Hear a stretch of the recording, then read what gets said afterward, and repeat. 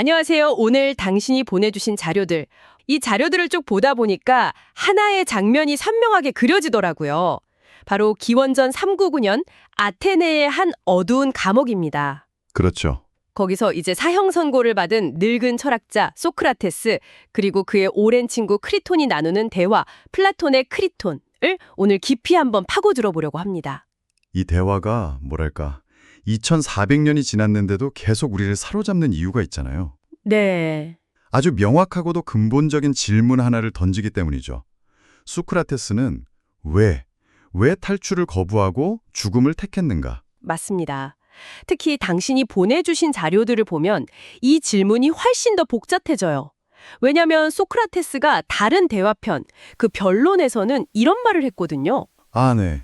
만약 법정이 내게 철학을 그만두라고 명령한다면 나는 신에게 복종할 것이지 당신들에게 복종하지 않겠다. 그렇죠.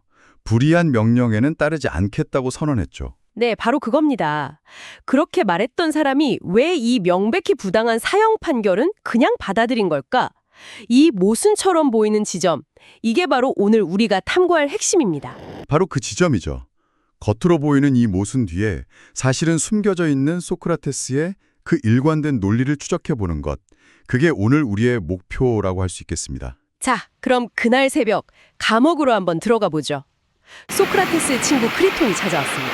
네. 이미 간수는 매수했고 망명 계획까지 완벽하게 다 세워놓은 상태였죠. 그렇죠. 모든 준비가 끝난 상태였죠. 그는 이제 친구를 살리려고 정말 현실적이고 또 아주 인간적인 이유들을 막 쏟아내기 시작합니다. 크리톤의 설득이 이게 단순히 감정에만 호소하는 게 아니에요. 들어보면 굉장히 논리적이거든요. 아, 그런가요? 네, 당신이 보내주신 자료들에서도 공통적으로 정리하는데 그의 주장은 크게 세 가지로 볼 수 있습니다. 네, 세 가지. 첫 번째가 바로 우정과 평판에 대한 걱정이었어요. 자네가 죽으면 나는 둘도 없는 친구를 잃는 건 물론이고 사람들이 나를 손가락질할 걸세. 돈이 아까워서 친구를 구하지 않은 놈이라고 말이야. 아, 이건 정말 강력한 논리네요. 특히 고대 아테네 사회가 명예를 중시하는 그 수치의 문화였다고 하잖아요. 맞습니다. 독사가 아주 중요했죠. 다른 사람들이 나를 어떻게 보느냐가 뭐랄까 개인의 정체성에 엄청난 영향을 미쳤을 테니까요. 요즘으로 치면 약간 SNS 평판에 목숨 거는 것과 비슷했을까요? 아주 정확한 비유입니다. 그 독사가 크리톤을 움직이는 가장 큰 동력이었죠. 친구를 구하지 않은 비정한 사람이라는 평판은 정말 견디기 힘들었겠네요. 그렇죠. 그리고 두 번째 주장은 가족에 대한 의무입니다. 자네 아들들은 어쩌고 아이들을 버려두고 떠나는 건 아버지로서 무책임한 일 아닌가? 이건 사실 반박하기가 정말 어렵죠. 이건 정말 치명적이네요. 그리고 마지막 세 번째는 이렇게 그냥 죽는 건 적들을 이롭게 하는 비겁한 행동이라는 겁니다. 자네를 모함한 적들이 원하는 게 바로 이거다. 그들 뜻대로 순순히 죽어주는 건 부당함에 굴복하는 비겁한 짓이다. 사실 이 크르폰의 주장은 하나하나가 다 너무 상식적이고 인간적이잖아요. 친구를 구하고 가족을 책임지고 비겁자가 되지 말라니.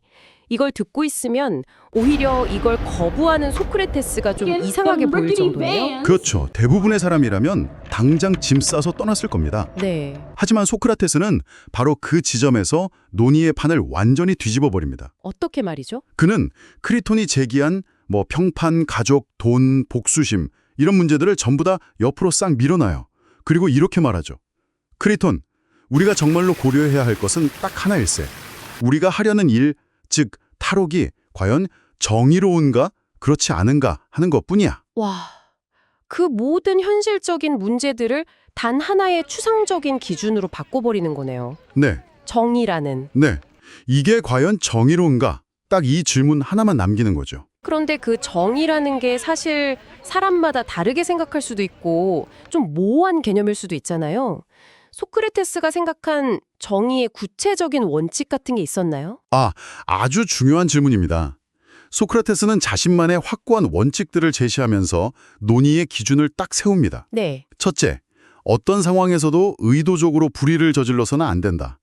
그러니까 사람들이 흔히 말하듯 악을 악으로 갚는 방식의 보복조차도 불의라는 거죠. 흔히 말하는 눈에는 눈, 이에는 이라는 그 상식적인 복수의 윤리를 정면으로 부정하는 거네요. 맞습니다. 그리고 둘째는 그 연장선상에 있는 건데요. 타인에게 해를 입혀서는 안 된다는 원칙입니다. 설령 내가 먼저 해를 입었다 하더라도 보복으로 상대에게 해를 입히면 그건 결국 또 다른 불의를 행하는 거니까요. 마지막 셋째, 누군가와 정의롭게 합의한 것이 있다면 그건 반드시 이행해야 한다. 그리고 이 세 가지 원칙에 동의 못하면 더 이상 대화는 무의미하다고 선을 딱 그어버립니다. 두 개의 잘못이 하나의 권리를 만들지 않는다는 법원이 떠오르네요. 네, 비슷한 맥락이죠. 아테네 법정이 나한테 부당한 판결이라는 불의를 저질렀다고 해서 나 역시 탈옥이라는 불의로 갚을 순 없다. 이런 논리군요. 바로 그겁니다. 그런데 바로 이 지점에서 우리가 처음에 얘기했던 그 모순 문제가 다시 고개를 들어요. 그렇죠. 변론에서는 불이한 명령에 불복종하겠다고 했는데 왜 여기서는 부당한 판결에 복종해야 한다고 말하는 걸까요? 학계에서도 이 문제를 소크라테스 문제라고 부를 만큼 아주 오랜 논쟁거리였습니다. 정말요? 네. 하지만 당신이 보내주신 자료들이 이 모순을 해결할 아주 중요한 실마리를 제공합니다. 바로 소크라테스가 법을 의인화해서 자신과 대화하는 장면에서 그 답을 찾을 수 있죠. 아, 그 유명한 법의 연설 부분이군요. 갑자기 상상 속의 아테네 법률이랑 대화를 시작하죠. 맞습니다. 그 법률이 소크라테스에게 뭐라고 말하나요? 의인화된 법률은 소크라테스를 거의 꾸짖듯이 말합니다. 소크라테스여, 네가 탈옥하는 것은 우리를 파괴하려는 행위다. 파괴요? 네. 너는 이 아테네에서 70년간 살면서 우리의 법 아래에서 태어나고 교육받고 시민으로서 온갖 혜택을 누렸다. 만약 우리가 마음에 들지 않았다면 너는 언제든 떠날 수 있었다. 하지만 너는 그러지 않았지. 그것은 우리의 법에 따라 살겠다는 암묵적인 합의를 한 것과 같다. 와, 2400년 전 이야기인데 현대사회의 사회계약 개념하고 똑같네요. 거의 같다고 볼 수 있죠. 우리가 세금을 내고 법을 지키는 것도 결국 이 사회의 안정과 혜택을 누리는 대가로 맺은 암묵적인 계약이라는 거잖아요. 소크라테스는 그걸 어길 수 없다고 본 거고요. 바로 그겁니다. 로마법의 대원칙인 팍타 순트 세라반다, 즉 약속은 지켜줘야 한다를 국가와 개인의 관계로 확장시킨 거죠. 따라서 탈옥은 그냥 감옥벽을 넘는 행위가 아니라 자신을 키워준 부모 같은 국가와의 약속을 깨는 거고요. 더 나아가 공동체 전체를 지탱하는 법체계의 근간을 흔드는 뭐랄까 배은망덕한 행위라는 겁니다. 그런데 여기서 바로 반론이 나올 수 있을 것 같아요. 네, 어떤 걸까요?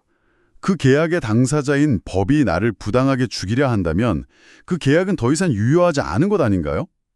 여기서 흔히들 소크라테스가 악법도 법이다 라고 말했다고 하잖아요. 이게 사실인가요? 아, 정말 중요한 지적이고 결론부터 말씀드리면 사실이 아닙니다. 아닌가요? 네, 소크라테스가 악법도 법이다라고 말한 적은 없어요. 그럼 그 말은 어디서 나온 거죠? 후대에 특히 일본 학자들이 만들어낸 말이 독재 정권 시절에 정치적으로 악용되었다는 분석이 지배적입니다. 소크라테스는 아테네의 법체계 자체를 악법이라고 생각하지 않았습니다. 그럼 여기서 그 핵심적인 구분이 나오는군요. 그러니까 법 그 자체랑 그 배심원들이 내린 판결은 다른 거다. 이렇게 본 거네요? 정확합니다. 바로 그거예요. 소크라테스는 재판 절차 자체는 적법했다고 인정했어요. 그가 부당하다고 본 것은 아테네의 법률, 즉 노모스가 아니라 무지한 다수의 배심원들이 내린 잘못된 판결, 즉 프세피스마였습니다. 법과 판결을 분리한 거군요. 네. 그는 법의 희생자가 아니라 인간의 무지와 편견의 희생자가 되어 죽는다고 생각한 겁니다. 그래서 법을 파괴하면서 불의에 저항하는 대신에 법의 테두리 안에서 죽음을 받아들임으로써 그 판결의 부당함을 고발하는 길을 택한 거죠. 그렇다면 그의 죽음은 단순히 법에 대한 복종이나 체념이 아니었군요. 오히려 더 적극적인 형태의 저항, 그의 철학을 삶으로 증명해 보이는 그야말로 마지막 변론이었던 셈이네요. 맞습니다. 그는 불법을 저지른 도망자가 돼서 철학의 권위를 떨어뜨리는 대신 기꺼이 순교자가 됨으로써 철학적 신령이 목숨보다 소중하다는 걸 보여준 거죠. 그리고 아테네 민주정이 얼마나 쉽게 중우정치로 타락할 수 있는지를 온몸으로 폭로하려 한 겁니다. 그의 죽음은 아테네를 향한 가장 강력하고 또 조용한 비판이었습니다. 소크라테스의 죽음이 아테네 민주정에 대한 일종의 고발이었다는 말씀이시군요. 근데 보내주신 자료 중에 요세프 리버선의 논문을 보면 이 대화의 목적이 완전히 다른 데 있었다는 정말 흥미로운 주장을 하더라고요.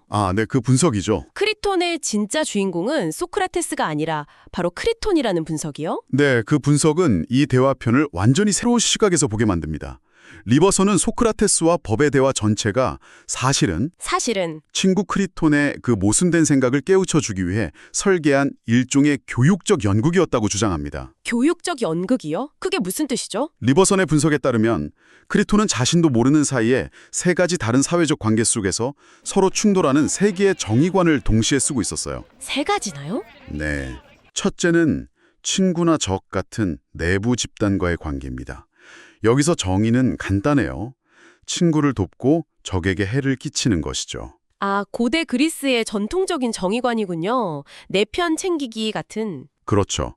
이 관점에서 보면 친구인 소크라테스를 탈옥시키는 건 너무나 당연한 정의의 실현인 겁니다. 네. 둘째는 일반 시민, 즉 다수라고 불리는 외부 집단과의 관계. 이 관계에서 정의는 기본적으로 서로 해를 끼치지 않는 것이지만 만약 내가 해를 입으면 보복은 정당화됩니다. 크리톤이 사람들이 나를 비난할 거야 라면서 다수의 평판을 걱정하는 이유가 바로 여기에 있죠. 그리고 마지막 세 번째는요. 마지막으로 제3의 집단이 바로 폴리스, 즉 국가와 법입니다. 크리톤에게 국가나 법은 어떤 존재였나요? 이게 흥미로운 지점인데 크리톤에게 국가나 법은 인격적인 상대방이 아니었던 거예요. 상대방이 아니라고요? 네, 그냥 일종의 시스템이나 규칙에 불과했던 거죠. 그렇기 때문에 친구를 돕기 위해서 시스템의 허점을 이용하거나 규칙을 어기는 건 그에게 배신이나 계약 파기 같은 부도덕한 행위로 전혀 인식되지 않았던 겁니다. 아, 그냥 넘어야 할 장애물 정도로만 생각했다는 거군요. 맞습니다. 그래서 그랬던 거군요. 그래서 굳이 법을 무슨 사람처럼 인격체처럼 만들어서 대화를 한 거네요. 바로 그겁니다. 크리톤에게 국가와 법도 우리가 해를 입힐 수 있고 또 우리와 계약을 맺은 인격적인 대상이라는 점을 깨닫게 해주기 위한 극적인 장치였던 거죠. 와, 그 법의 연설은 크리톤이 내가 친구를 대하는 정의, 대중을 대하는 정의, 국가를 대하는 정의가 전부 제각각이었구나. 내 생각에 모순이 있었네 하고 스스로 깨닫게 만드는 거울이었던 셈입니다. 이것이야말로 죽음을 앞둔 친구가 남기는 마지막 철학 수업이었던 거죠. 정말 대단하네요. 결국 소크라테스는 탈옥이라는 불의를 행하지 않음으로써 자신의 철학적 원칙을 지켰고 동시에 친구 크리톤에게는 정의란 무엇인가에 대한 평생 잊지 못할 가르침을 남기고 떠난 셈이군요. 그렇습니다. 그는 자신의 죽음을 통해 철학과 우정, 그 모두를 완성한 것이죠. 하지만 여기서 당신이 마지막으로 생각해 볼 만한 질문을 하나 던지고 싶습니다. 네, 어떤 질문이죠? 소크라테스가 죽고 난 뒤에 아테네는 또 한 번 어리석은 실수를 저지릅니다. 또요? 네, 바로 또 다른 위대한 철학자 아리스토텔레스에게 불경죄를 씌워서 사형을 선고한 거죠. 하지만 아리스토텔레스는 소크라테스와는 다른 선택을 했죠. 네, 그는 아테네를 떠났습니다. 그리고 떠나면서 이런 말을 남겼다고 전해집니다. 아테네가 철학에 두 번 죄를 짓게 할 수는 없다. 한 명은 법의 테두리 안에서 죽음을 받아들여 그 부당함을 고발했고 다른 한 명은 그 공동체를 떠남으로써 저항했습니다. 소크라테스의 수능적 저항과 아리스토텔레스의 적극적 저항. 과연 어느 쪽이 공동체와 철학이라는 더 큰 가치를 위해 더 올바른 선택이었을까요? 이 질문에 대한 답은 오늘 우리가 함께 탐구한 내용들을 바탕으로 당신께서 스스로 내려보시길 바랍니다.